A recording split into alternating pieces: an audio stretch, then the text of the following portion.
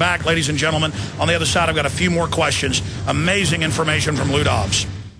We're on the march. The empire's on the run. Alex Jones and the GCN Radio Network. You've heard Alex explain how the Silver Lungs generator infuses the respiratory system with your self-produced colloidal silver solutions, yet many are unaware of the entire function of the Silver Lungs system and how it has been designed to deliver your silver solutions anywhere in or on the body. My name is Mario Cifaldi, and I'm the developer of the Silver Lungs generator. Not only does the Silver Lungs system produce endless colloidal and ionic silver solutions, it also comes equipped with the proper applicators and devices needed to deliver your silver solutions directly to key target areas. This includes the eyes, ears, nose, lungs, topically to the skin, and orally for the digestive system. Be sure to watch our new 7-minute video tour of the Silver Lungs system at www.silverlungs.com to learn more about how the Silver Lungs system works. As well, we are always ready to answer any questions you may have. That's www.silverlungs.com. This is Alex Jones with 5 good reasons you should consider buying a solar power generator. Number 1, new climate legislation could easily double or triple your electric bill. Number 2, our new energy czar wants to control how much power your electric company allows you to have. It's true. Total government control of electricity in the name of smart grid technology is coming. Number 3, in some areas of the country, the power grid is dangerously overloaded. And now new socialist legislation is only compounding the problem. Number 4, dangerous weather is always a threat to local grids. Every year, thousands of families lose their power from weather-related outages. Number 5, a solar power generator provides powerful backup insurance and peace of mind. Folks, I really believe in the solar power generators offered by Solutions from Science, one of my oldest sponsors. You can get more information at www.mysolarbackup.com. That's mysolarbackup.com. Remember, the government doesn't own the sun, so go to mysolarbackup.com or call 1-877-327-0365. Diamond Gusset is proud to announce the anthem of the Patriot Movement. They're offering a free CD, T-shirt, and bumper sticker with a qualifying purchase. Diamond Gusset offers great products at great prices while keeping Americans working. I'm looking for a factory where a man can feed his family, not worried about them moving it south, closing the doors and shutting her down tomorrow. I'm looking for America. We're American and be proud. Go to gusset.com/America. The land of the free and the home of the brave. Seems like I just woke up one day and it was gone, long gone. But I know in my heart it's still Again, go to gusset.com/America today. We now take you live to the Central Texas Command Center. in the heart of the resistance. You're listening to The Alex Jones Show. Okay, just got a few minutes left with Lou. He's got to get ready for his own show, LouDobbs.com. Of course, 7 o'clock Eastern, Fox Business Channel with his program as well, now unbridled from CNN. Lou, in closing, I wanted to ask you about inflation and then your view on Donald Trump. I thought he was just joking around and getting some attention and injecting some of his ideas, but more and more listening to him, I was listening to him last night, he really sounds like he's probably going to run. What's your take on that first and then inflation? I think that Donald is having Donald is having a lot of fun, Alex. He is very entertaining, no question about it. I cannot, just as straightforward as I can be about this, I mean, I can't read the man. At first, like you, I thought, all right, the Donald's, he's kind of kidding around here. But the more time goes by, he seems to be digging deeper into the possibility of running. I do think that when he makes it clear he's going to announce on the last installment of The Apprentice, that I'm a little suspicious about what the outcome may be. Absolutely. Well, if he did run, what's your overall view? He doesn't like NAFTA and GATT and things. What do you think about him? First of all, he's a smart, he's an accomplished guy. I'm leery, forgive me for saying this, but I'm leery of billionaires who want to be in politics. That's not to say that I would to support him if it turned out he was the candidate. I'm just simply saying to me, billionaires have got a higher bar because, I'm a little suspicious of it, and I'm the power that they already have, let alone what they would bring to the office. That's just me. Very briefly, what's your view on him saying, show the original birth certificate, not just the receipt of the birth certificate? Well, it's interesting. I believe there's no question that Barack Obama is the citizen of the United States. What I'm curious about is obviously Donald Trump's expressed. Why not just get rid of this nonsense and present a birth certificate and be done with it? That's the intriguing political question for me. But I think that frankly, when we're looking at $14 trillion in national debt, think about this: $1.7 trillion in deficits. When we've got a government that is dysfunctional, when we have our troops deployed all around the world, engaged in a global fight against terror, when we've got men and women dying, I think we've got bigger issues to take on. Lastly, the head of Walmart CEOs come out and said inflation is going to be, quote, serious. We're already seeing it in oil, gold, silver, other commodities. Right. And then the federal government's telling us there's no inflation problem at all. What's your take on that in closing? Very quickly, inflation is as big a problem as we permit it to be. The fact that this president comes out with an energy plan 5 weeks ago doesn't even mention the current high prices of gasoline and crude oil, and doesn't indicate any willingness to confront OPEC, which is a cartel, to make certain these prices don't move higher, get them off the back of the American working man and woman, is unconscionable. So I think inflation could be a problem, but it'll be a failure of leadership, not an economic result. Sure, as Obama moves to also block more discovery and production of oil here domestically. Lou Dobbs, LouDobbs.com. Thank you for spending so much time with us, and we'll be listening to you on the radio tonight. Always good to talk with you, Alex. Thanks. All right, thank you. There goes Lou Dobbs. Very interesting 37-minute interview with him today.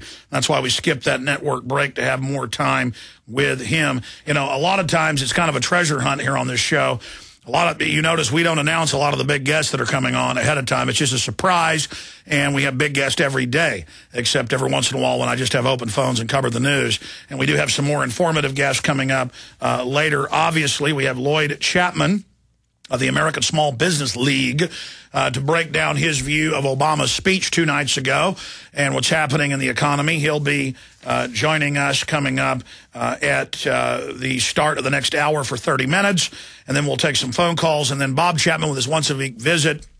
Now, Bob in the last months had a really bad phone line from his undisclosed third world location, and so we hope it's good today. If not, we're going to have to not have him on for a while until that problem is corrected, which is painful because I always enjoy having Bob Chapman on with us, but technology is technology. So that is coming up. I forgot to ask John Harmon today. Did we do that test with Bob Chapman yesterday? Was it good?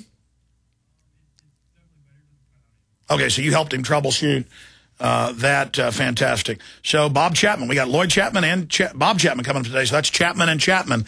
Sounds like a law firm or something. They're going to be joining us today, as Bob Chapman does every Friday. Okay, I looked over the news last night and this morning, and it's all pretty wild. And we are going to be breaking it all down today. I mentioned this with Lou Dobbs earlier. Republicans will be to blame if U.S. defaults. So what an amazing act of financial terrorism. Give us what we want, raise taxes, raise spending across the board, or we'll have a default. But it's the increased spending and the very banking institutions that we've given trillions of dollars secretly to, a lot of it now forced to be public, paying off media, foreign governments, money to Gaddafi, hundreds of billions to Germany, 100+ billion to England. The list goes on and on. Billions to GE, going right to MSNBC. And you notice what all these big banker-funded organs are saying. We need to raise taxes. You know why? Because most of the taxes go to these bankers. So they tell the poor, the disappearing middle class, the working class, blue-collar folks, hey, there's these big rich people that have got, 30, 40% of the wealth. Let's get them. And then they come out with legislation that'll shake down people making $125,000 a year individually, $250,000 collectively, a husband and wife per couple. And that's the only group still buying hamburgers, still buying clothes, still paying for private schools, still buying cars, buying TV sets, buying vacation packages. I mean, I've studied the economics, folks. It's those people making $125,000 and up. It's those folks making a couple million a year that pay to have the lawn service come or pay to have the real estate group come that keep the housing prices up. I mean, just everything. They pay for everything. They pay for the boat slips. They pay for the beauty salons. They go to your Mexican food restaurant. They go to your Italian restaurant. They make it all go around. And you look at California raising taxes on them year after year, the income taxes at the state level, all the carbon taxes. And where are all those middle-class people, most of them liberals? They don't know why they're leaving California. They supported all these policies. They're all coming to Austin, driving up housing prices, buying up all the farmland. And then they're down at the city council calling for raising taxes here. You idiots. You've been run out of California. It's basically like a dog going to the bathroom all over your house, and the dog doesn't want to be in the room it's been in where it's soiled the carpet for 6 months. And now you want to come into our house and go to the bathroom all over the floor, and then you're too stupid to know why it stinks to high heaven. Listen, I love Californians. It's a beautiful state, a lot of great people. I don't like to oversimplify, but look at how you vote on average. You vote for Schwarzenegger, a gun-grabbing, open border promoting, tax-raising, corporate bailout stooge who tells Rolling Stone he wanted to be a dictator and loves Hitler. And so he gets ADL endorsements. I mean, that's in Rolling Stone. That's what he told the Pumping Iron people when they were going to release a new DVD with the stuff they cut out of the film back in the 70s. He bought the whole film so it wouldn't be released. But Rolling Stone saw those clips back in the 70s with I like Hitler and I want to be a dictator. Look, I'm already digressing. The point is, people are moving here from New York. They're moving here from Michigan. They're moving here from Illinois.